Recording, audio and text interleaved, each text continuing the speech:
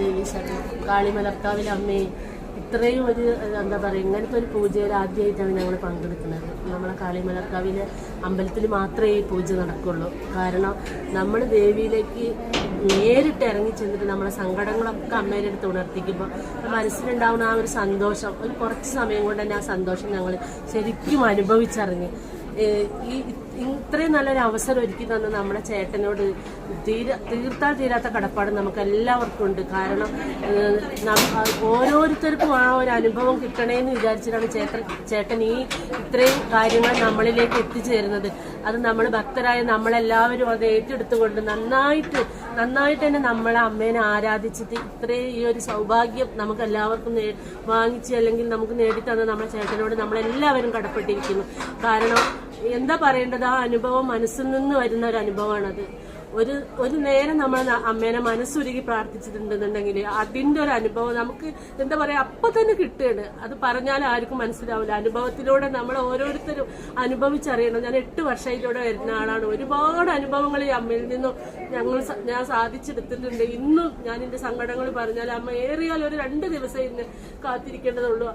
അതിന് അടുത്ത് തന്നെ അമ്മ എനിക്ക് അതിനുള്ള ഒരു സമാധാനം അമ്മ തരും. അങ്ങനെയുള്ള ഈ ഒരു അമ്മനെ ഞാൻ എന്റെ മരണം വരെ ഞാൻ മരിച്ച പോലും എന്റെ ആത്മാവാണെങ്കിൽ പോലും അമ്പലത്തിലുണ്ടാവും. അത്രയും ഞാൻ എന്റെ അമ്മേനെ സ്നേഹിക്കുന്നത്. എന്റെ കാളിമലർക്കാവിലെ അമ്മന്റെ ഹൃദയമാണ്. അത്രയ്ക്ക് ഞാൻ സ്നേഹിക്കുന്നത് എന്റെ അമ്മയെ, ചേട്ടനെ, അതുപോലെ തന്നെ ഇവിടെ എല്ലാ ആളുകളും നമുക്ക് എല്ലാവരും സഹായം നമുക്കുണ്ട്.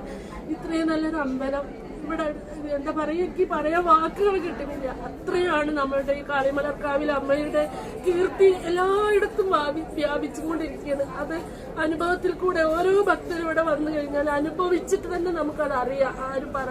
ആരും ആരെയും പറഞ്ഞ് ബോധ്യപ്പെടുത്തേണ്ട ഒരാവശ്യമില്ല. ഇത്രയും നല്ലൊരു പൂജ ഞാൻ എന്റെ ജീവിതത്തിൽ ഇത്രയും വർഷത്തിലിടയ്ക്ക് ആദ്യമായിട്ടാണ് ഇങ്ങനെ ഒരു പൂജയിൽ പങ്കെടുക്കുന്നത്.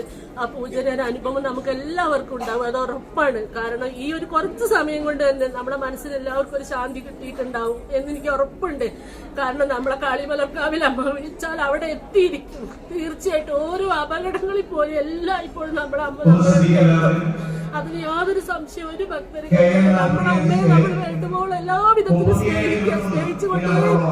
സ്നേഹിക്കല്ല നമ്മളെ അമ്മനെ നമ്മൾ പ്രേമിക്കുക. അതാക്കി പറയണം. നമ്മുടെ ഹൃദയം കൊടുത്ത് നമ്മൾ അമ്മയുടെ ഹൃദയം നമുക്ക് തരുവന്നു. തീർച്ചയായിട്ടും അത്രയ്ക്ക് ഞാൻ എന്റെ അമ്മയെ സ്നേഹിക്കുന്നത്. എന്റെ കടപ്പാടിന് ഞാൻ തീരാത്ത കടപ്പാടിന്റെ ചേട്ടനോടും അമ്മയോടും എനിക്കുണ്ട്. എനിക്ക് പറയാനുള്ളത് നമ്മുടെ കാളിമലർക്കാവിലെ അമ്മേനെ കുറിച്ചിട്ട്